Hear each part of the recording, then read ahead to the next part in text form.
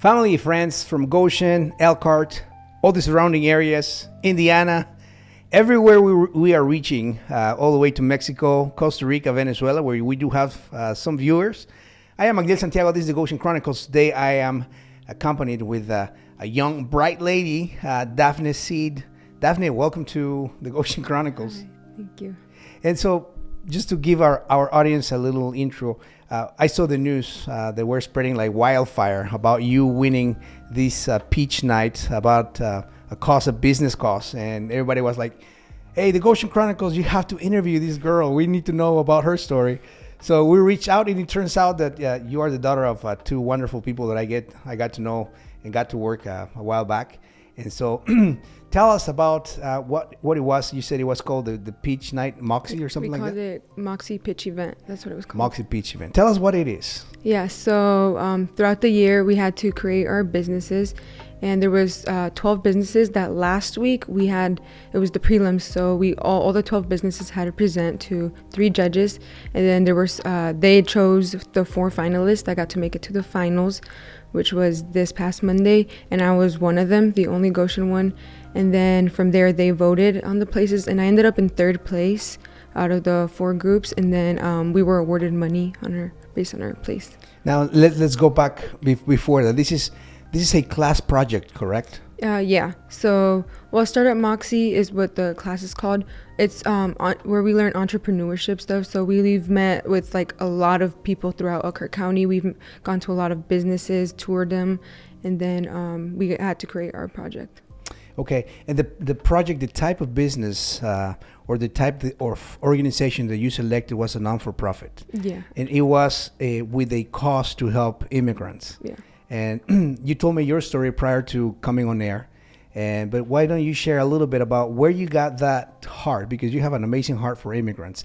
And you also won the People's Choice Award, which tells me that the way that you presented, and I wasn't there, I wish I was, I would have been there, but the way that you presented your cause caught the attention in the heart of the audience. So tell us, where's that calling come from?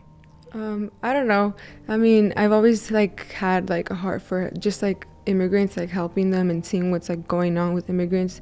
And then I was just at school, and I realized that Goshen High School is gaining more and more immigrants every day. And a lot of them, they'll be walking through the hallways and they talk in Spanish. And I know they struggle with their English, and I was just like, wow, I feel like they're not getting enough help with learning their English faster and more proficient. There's just so many students in Goshen High School doesn't have enough teachers, and it's not the school's fault. It goes further than that. So I was like, I feel like their needs aren't getting met. Yes. So I was telling you, my parents brought me when I was 16 years old, and I didn't speak any English. So I kind of related right away with your heart, because I did struggle in school.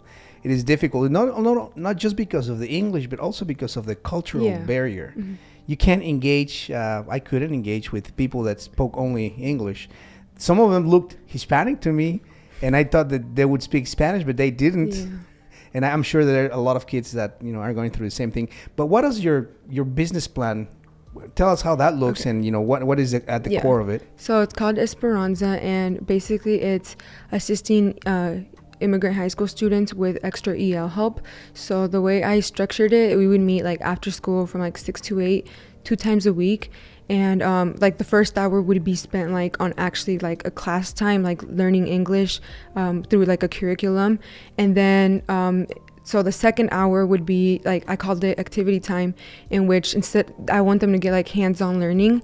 So they spent this hour doing activities with other high school students that myself that are Hispanic, but I was born here, I'm already bilingual. So they'd be integrated with other students like myself, where they do activities like playing soccer, basketball, volleyball, baking a cake, and they do this all in English with the other students so they can get that hands-on learning. And then that would be one of the days. And the second day, during that second hour, I would like to go out to different professions, so meet people in different professions, or have speakers come to us so they can get exposed to post-secondary options, and that way that hopefully that sparks an interest in them, and they're I want to do something else after high school, and it'll motivate them to keep learning that English faster.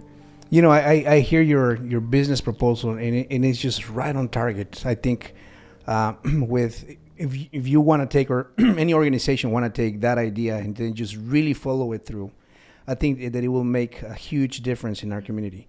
Kind of separate, but again goes with your plan. English is one of the biggest barriers for immigrants to advance. And this is not a new subject for our community. We have touched on this. We had employees who, we were expecting or hoping that they would go to school and get, some, credit so that they can continue to grow. And they're like, okay, that's great, but I don't speak English. How do I do that? And so then they started looking for English classes, and then we learned that English classes were at maximum capacity with different organizations in our area. So English, it was really a bottleneck that was preventing our people from learning English so that they can go to school, so they can get accredited, so they can move out of factory work. Yeah. And so it is a problem. And so what you're proposing is hands-on training, which I think, is the best way of learning. You can spend so much time in a classroom, but you got to go out there and just work.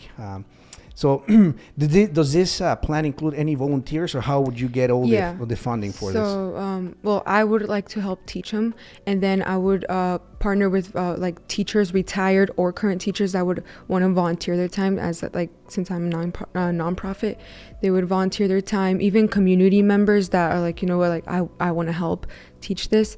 That's how I would teach them.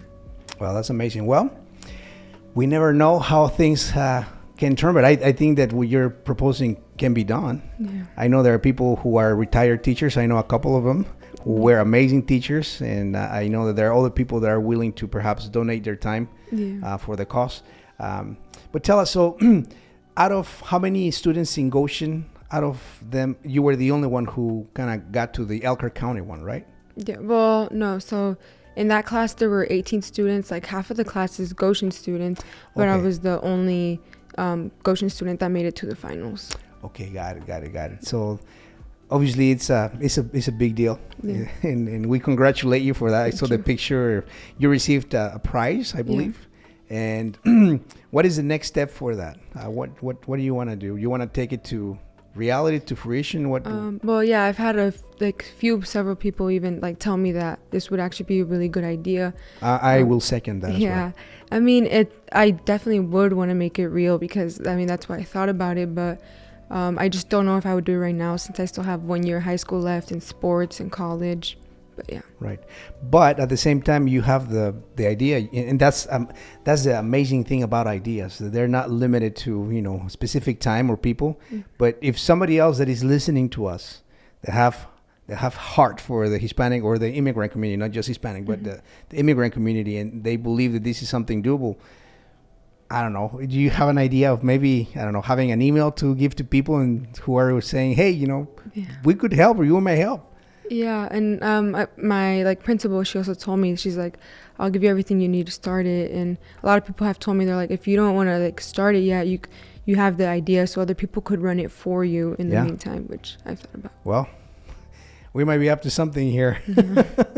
I hope that it becomes a reality. Our community really needs it. I think there is a gap, and this is the whole reason why we have the Goshen Chronicles, because there's a group of people who have not been included in what we call that community. We have referred for so many years to the Hispanic community, and we ourselves segregate ourselves, saying, the Hispanic community, because language barriers, because of cultural barriers. But at the same time, we are here. We are sharing this space and this time. We walk through the same streets, and we need to talk to each other. We need to communicate. We might not think alike, but we're still here together, right? That's what matters.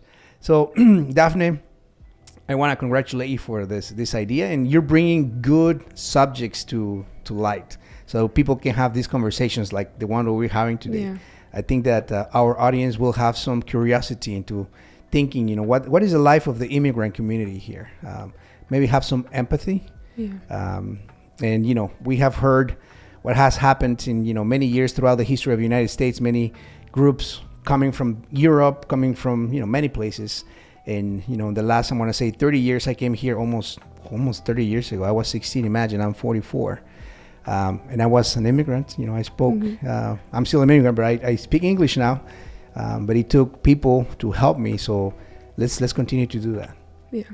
Well, I'm sure mom happens to be behind the cameras today. She didn't want to participate in the the interview, but mom and dad feel so very proud of you. So, Yeah. and thank you for taking our cause. I'm gonna say it now like that. To school and then taking it to light so that everybody understands that being an immigrant is tough, and we need to have help for our friends and families who are in the area. Yeah. Congratulations once again. Thank you. Family and friends, Daphne Cid. And we're going to put a link here so you can see the picture of the Goshen High School and the award that she received. And we encourage you that if you have the heart to serve and you think this is something that can be done, I encourage you to send information. We're going to put a link here as well where you can send that information. But at the same time, you can share, you can like, and you can subscribe. And make sure that our community hears about Daphne's story, because she wants to make a difference. She took that to the board. She came up with a plan, and apparently people liked it. So they voted for you, and also the judges gave her that award. So again, Daphne Cid, this is Miguel Santiago. This is the Goshen Chronicles, and it's a pleasure to be with you. We'll see you next time. Bye-bye.